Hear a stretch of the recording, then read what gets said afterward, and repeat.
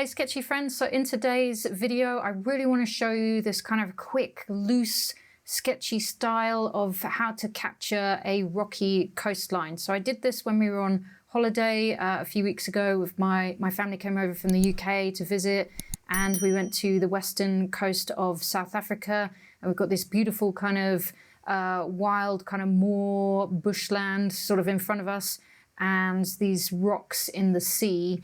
And I was just very happy with how this sketch came out. And I think I've finally kind of figured out how to do a loose scene like this. Some things have just clicked with me in this particular sketch. So I really wanted to share it with you and to share what I've learnt just from kind of exploring different techniques and stuff. And hopefully this will help you to be able to capture a scene like this as well. So we've got the different colours running into one another in the foreground. I've left the sky blank. I've got a bit of splatter on there. I'm going to show you how to mix a nice colour for the water and how to tackle those rocks as well. So I hope this will be really useful for you. For anyone who's interested, this particular sketch is in a Etcher Everyday sketchbook. This is their hot press version, the A5 version, but I'm going to do the demonstration on some different paper, so I'll show you that in a minute. But yes, I hope you pick up lots of great tips from this, and I'm excited to show you how you can capture a rugged coastline like this quickly and simply in ink and watercolor. Okay, so I'm going to try out this pad of paper today. It's on my shelf. I haven't tried it before. It's Canson Montval. And I think I probably just received it in like a symposium bag of tricks or something like that. So yeah, let's have a go with this. So it is 300 GSM, which is nice. I can't see that it's, you know, cotton or anything like that. That's fine, that's no problem. And it says it's 18 centimeters by 25 centimeters, which is 7.1 by 9.8 inches. And yeah, but Canson's generally a good brand, and I think I've heard this Montval series is a good paper, so yeah, let's have a go. So if you're interested in seeing some other great classes on this subject matter, I can really recommend a few fantastic ones you can find on Craftsy, which is the sponsor of this video. I can highly recommend Sketching Landscapes in Pen, Ink and Watercolor by Shari Blaukopf. She is such an excellent teacher, and there's some excellent advice on skies, rocks and foliage in her class. I've just picked up so many great tips from her, and she is going to be at the Urban Sketchers Symposium in Poland this year as well, so I'm really hoping I can get into her workshop. She's a phenomenal teacher and a wonderful artist. And I'd also recommend Mixed Media Pen, Ink and Watercolor by Matt Rota as well. I really enjoyed his lesson on creating depth. There's just so many awesome nuggets of advice in his course. And there are also so many amazing courses on drawing and painting. But you know, us creative folk usually have our fingers in many pies, so I'm excited to learn some new skills with Craftsy as well. I have this like very strong desire to crochet my own beanie hat. I've never done crochet before. I lost my beanie hat when I was traveling in Scotland at the end of 2023. So I feel like Craftsy is going to be a really valuable resource for this. I've already seen an awesome looking beginners course. So watch this space, guys. For us in the Southern Hemisphere, winter is coming. Not meaning to sound too much like Game of Thrones, but I'm feeling like a little creative project snuggled up next to the fire whilst watching some TV. The classes are all taught by professionals, and the production value of the videos are so high. It's like you're sitting in the room with the teacher. And as a member, you get to access the entire video library with over 20 categories of different creative subjects, over 2,000 classes. So there's really just so much to absorb here. And as a member, you also get access to the live stream tutorials as well. So Craftsy have very generously extended a special offer to viewers of my channel. The first 1,000 people to click the link in the video description below will get a full year of premium membership to Craftsy for only $1.49. It's an absolutely insane offer. It's valid for new members only, and I really want to thank Craftsy for sponsoring this video. So I'm just going to start with just any old pencil. This is a 2B pencil, but you don't need anything specific, just any old pencil you've got lying around. And I am just going to make a frame around the page. It just helps me stay within the page. It just makes it look a bit nicer. This is not particularly well drawn frame, but that's fine. Especially when I'm working on a loose piece of paper like this, I do just like to create a frame, and I have done that in my last couple of videos as well, if you've seen those. And I was start drawing the ocean at the bottom third of the page, but then I thought, well, I'm not actually going to paint a sky in, and I know that already because I want to sort of demonstrate that effect. So I'm actually going to start much higher up the page. So this mountain background line and the foliage line, that's going to sort of be in the top third of the page. So I'm sort of thinking very, very roughly about rule of thirds and not plonking things right in the middle of the page. That's basically the idea. But if you want to find out more about rule of thirds, if you don't know about that, then I'm sure there's a million videos on YouTube or articles to read. But the essence is that you can place the focal area on the third lines rather than like in the middle or anything like that. So I have also very loosely explained it in my last 2 or 3 videos, so you can also go and check those out as well. I'm not putting any details in here. I'm not drawing individual rocks. I'm not drawing any trees or anything. I'm just literally putting in shapes of things where I want things to go. So the shape of generally the area of where those rocks are in the foreground, plus some of them that are coming out from the right hand side there. That's it. That's all I'm doing in pencil. Just got a very, very basic plan.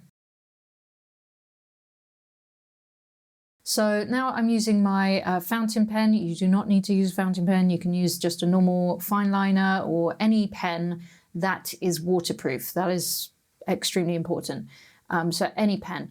I do happen to really just love this fountain pen at the moment. It's a Fude nib, which basically means you can adjust the angle you're drawing and you can get a thin line or a thick line. This one isn't too extreme in that regard. But it's fine. I like sketching with this pen. It makes me feel like drawing looser. I just really, really like it. So I'll put a link to it in the description below, but by no means do you need to go and get this pen. It's not a massively expensive pen. It's something I just picked up off of Amazon. Check it out if you want to, but definitely not a requirement. You can see I'm basically just going in with these rocks very loosely. I don't care if they're overlapping. I'm almost using in areas like some kind of continuous line technique, which is basically where you just keep drawing and never take your pen off the page. It's loose, it's scribbly, but it really lends itself to this kind of subject matter where it's organic material. It would be really difficult to draw this extremely accurately. There's absolutely no need to do that. We're just creating an impression of rocks on the coastline. This is a recent sort of thing that I've been able to do. I've always sort of struggled with this kind of landscapey stuff where there's nothing to really hang your hat on. I find buildings a lot easier because it's just very definitive shapes and things to draw. I think natural elements and organic elements like this could be seen as a lot harder, but I feel like I've kind of found my way a bit more with it, especially recently, because I've just been doing a lot more of it when I'm away here in South Africa, because it's just so much beautiful, beautiful, beautiful scenery. So yeah, I feel like I'm really starting to get the hang of doing something quick and loose, but that still looks really cool and really nice. So yeah, I just really want to share that with you guys. So I hope this gives you a few aha moments where you sort of see, oh, okay, this is like how you could approach a scene like this. This particular scene is of Binalong Bay in Tasmania. I couldn't find a photo of what I sketched originally, but it doesn't matter. This applies to any coastal scene. I particularly wanted to show you one with rocks in it. This one happens to have foliage and mountains or hills in the background, so that's fine as well.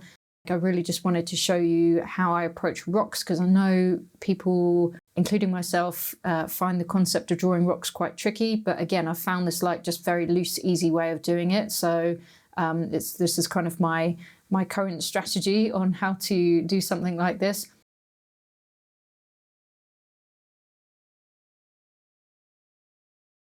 As you get further towards the background, the rocks get smaller and smaller, so the ones closer to you will be larger, at least some of them anyway. And then it's a good visual trick to sketch the rocks that are further away. They're higher up in the picture and they are a lot smaller, so it kind of creates that depth. And then there's just a few rocks creeping out from the right edge there. That creates like a really nice, interesting shape and a bit more interest as well. So I'm just kind of sketching those in. But again, you can see just how loose I'm being with that. And then just a few little stones in the foreground as well, just to kind of add another bit more interest and texture there as well. And then I'm just going around, again, because this is a Fude nib pen, I can use it a bit flatter and get some nice thick black lines, but you could just switch pen for this and get a fatter pen. But I'm just adding some thicker black lines under some of the rocks, not every single one. And I'm still trying to keep those lines pretty loose and dynamic and interesting and not too accurate or precise. And you can see how it just makes the rocks look like they're anchored to the ground. So just adding some thicker dark lines, and bear that in mind for any of your sketching, whether it's a wall that meets the pavement or something like that. Adding a thicker line really anchors it to the ground and creates a bit more visual weight when you're sketching things. But again, you don't want to go too crazy with it either, so sort of just keep your eye on whether it's becoming too much and then maybe just stop. And then I'm kind of looking around the scene, but I'm like, I actually just don't want to put too much ink anywhere else, to be honest. The stuff in the foreground, if it's more detailed and darker, then it really pushes it to the foreground. Other things are in the background and they're slightly less defined. So I really actually don't want to put any ink lines there. So I'm just going to leave that. And then I'm just very quickly with a slightly different pen, just putting that frame in pen as well. This is kind of a completely optional thing to do, by the way. It's just something that I've decided to do for this sketch. You could leave it in pencil if you want to. You don't even have to put a frame around it. It's entirely up to you.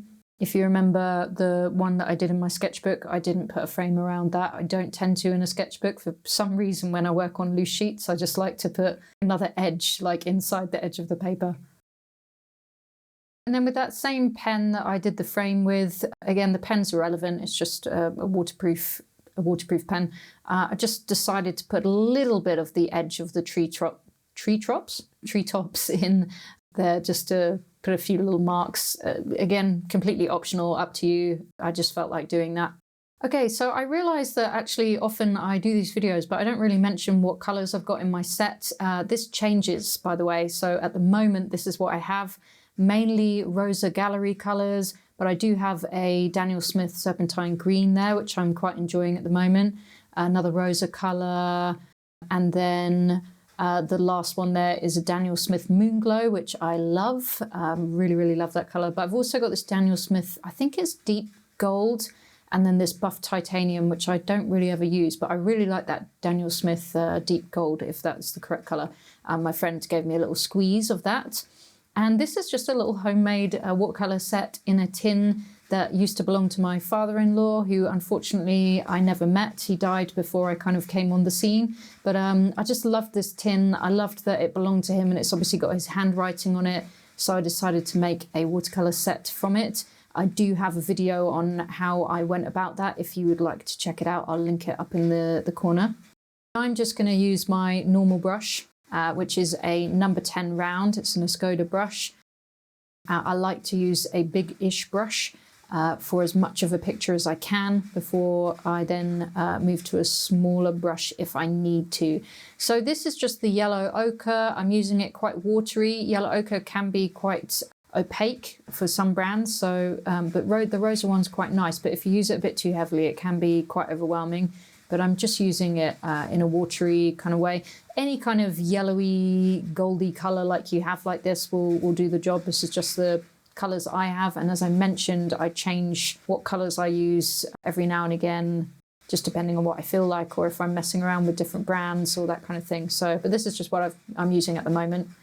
And then for these rocks, you'll notice I already have like a bluey color or bluey gray color on my palette. That's actually the remnants of indigo. And then I've got a brownish color just sat next to it, which is probably that burnt umber.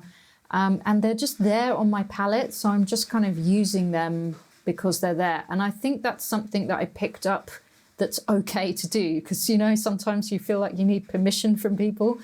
I think that's something I picked up actually from, I'm fairly certain, from Shari Blaukop's video on Craftsy that I mentioned earlier. So definitely worth checking that class out.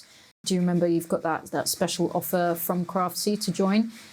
So I'm fairly certain she doesn't clean her palette too much. And she's like, those kind of murky colors like lurking in the corner actually can be really awesome to use, especially in like landscapey scenes.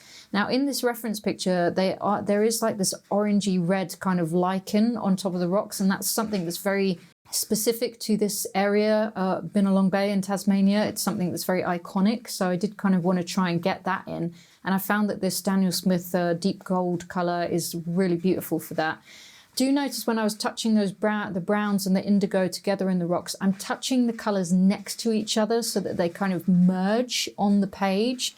I'm not mixing it on the palette, and I'm not mixing it on the page. I'm just placing the colors next to each other and then letting the watercolor do its thing. So if that's one big tip to take away from this video, then please do pay attention to that. You get that beautiful thing that like only watercolor can do, where these colors just intermingle and create these beautiful colors and textures. This paper is a cold press, so that's where cold press really sings when you're doing a more of a watercolor, predominantly watercolor sketch, because you just get these beautiful textures and the colors just vibe together just really, really nicely. I am putting some indigo in the background for this kind of hillside, and I can see there's some texture there and that it is sort of got bushes or whatever on this hillside. So I'm not just painting a flat shape on the page. You can see I'm actually just like dabbing almost the page and trying to create shapes and textures. And if there's some white of the page showing through, then that's cool too. So that's kind of my technique with that. It just makes it look a bit more interesting as well.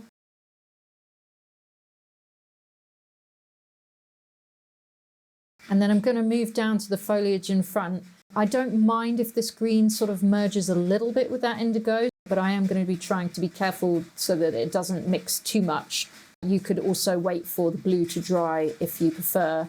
It is raining here and a thunderstorm is imminent, so I really hope you guys can't hear the rain too much. But this is like the only time I have to do this voiceover, and it started raining really loudly, so like but yeah, so I'm just using mainly the green, the rosa green, one of my favorite colors. But then also, you know, I don't really want it to be like one flat color. So if you can try and alternate your color as you're painting, this is another thing I think I picked up from Shari Blaukop's class on Craftsy, which I watched many years ago, but it's still absolutely wonderful. I can't rate it enough, along with the other urban sketching courses on Craftsy. But I'm picking up a bit of that serpentine green. I'm using the green. I'm picking up some of the color on my palette. And again, just, you can see I'm just dabbing it almost. I'm not, you know, painting a continuous stripe of color across the page. Because I want to create that sense of texture, because that is foliage and that is bushes, but I don't want to go in with my pen and do any lines or anything like that. So I want to do it with the watercolor. Now I have realized I meant to like reserve the white of the page where the beach is back there, because the sand in this area was like really white, and you can see it's very white in the reference photo too. But I've got a trick for that, which I'll show you when we get to the end of the sketch, so do not to worry. Here I'm mixing up this most beautiful, rich, dark green for this bush that's kind of in a lot of shadow in the foreground here. So it's green mixed with indigo. It just makes the most gorgeous color. And again, I'm trying to vary the color a bit as well by adding a bit more green or adding a bit more indigo. Just to make it look a bit more dynamic. It's not all one flat color, which could look a bit boring. So that's again one of the things I love about watercolor, is just trying to vary the slight tints of the color as you paint, and it just makes it look really interesting rather than it all being just a flat kind of color. Just doing some extra little dabs here and there just to make it look a bit more organic. I really hope you guys can't hear the rain. It's so, so loud. I wanted to add some extra shadows and stuff to the rocks. I could have done this with watercolor, but I actually decided just to pick up this Tombow pen that I've got. It is a grey one, and oh, the information has rubbed off of it. I think it's an N, I'm not going to even guess. But the other one, the lighter one I've got is 75. So I think this is the N, it's either 95 or 55, whichever is the darker one. I'll find out for you guys. It is a water-soluble pen, this Tombow marker, so, you know, if you be careful if you add water on top of this, but I don't think I'm going to, so it's just a nice, quick little way. You know, you guys should probably know by now I'm a big fan of using grey markers in conjunction with watercolour, specifically the Faber-Castell Pitt Artist pens, but most recently I like these Tombow pens because they are water-soluble. As long as you know they're water soluble, then you can work with them in that regard. But the Pitt Artist pens are not water soluble, so yeah.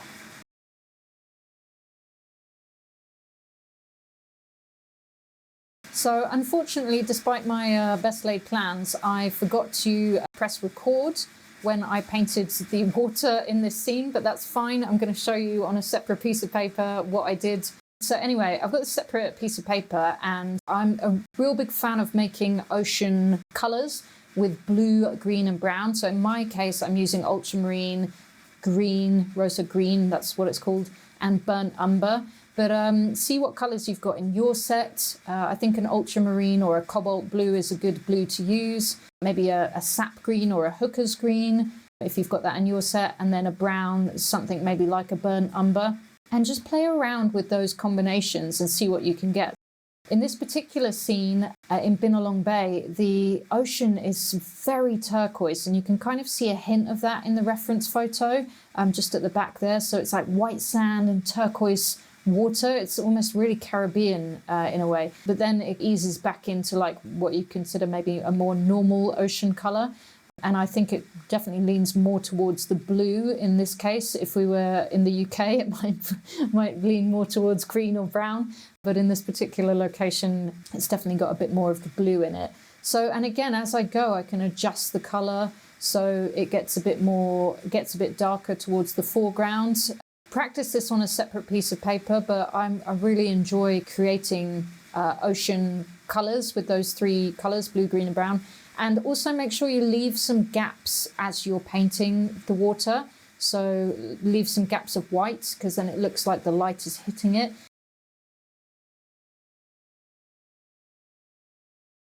And you can also add some splatters like this as well, which I think is always fun when you're sketching the sea, but I know that's a personal preference, so I don't feel like you need to. I have added some here. I would recommend waiting until the paint is dry, otherwise you end up getting what I've got here, which is like a cauliflower effect, because I'd splattered when the paint was still wet.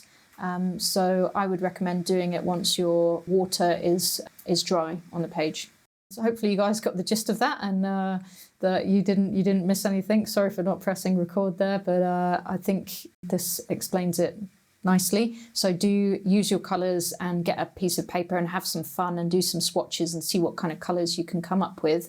This is my secret weapon that I referred to earlier in the video, because I'd forgotten to leave that white strip of beach on the page. So I'm just using a correction marker, so like a Tipp-Ex or that kind of thing. This particular one is a Pentel with correction fluid in it, basically, and I'm really enjoying using that for adding white to sketches. It is a little unwieldy, but once you get the hang of it, it's great, but it doesn't create like a very fine line. It creates quite a bold, thicker line. So if you want a finer line, then you probably use a gel pen. But for adding nice big bits of white, this is great. I love it. And you can also, if you feel like you didn't add or leave enough broken areas of the page when you were painting, you can also use this pen to add in sort of some more white areas if you want to. Again, just be careful, because you can easily go over the top with this. I really had to like restrain myself. You can also add in little dots of white as well if you want to just sort of show like a bit of ocean spray. That can be a really fun method. Of course, you can use other things, white gouache, gel pens, etc., Posca pens, but I'm really enjoying using a correction pen with correction fluid in it. It's just really working nicely for me at the moment. And as discussed, I'm leaving the sky blank. I think that really just adds to the overall contrast of the scene. I think it looks nice with a white sky. That's again just a personal choice, but do have a go at this. I will link the reference photo in the description below. I would love to see what you guys do with this technique, so do make sure to share your sketches over on Instagram. Hopefully you guys are on Instagram, and do tag me because I would absolutely love to see. But I really hope some of the quick, loose techniques in this tutorial has given you a lot to think about and a lot to practice.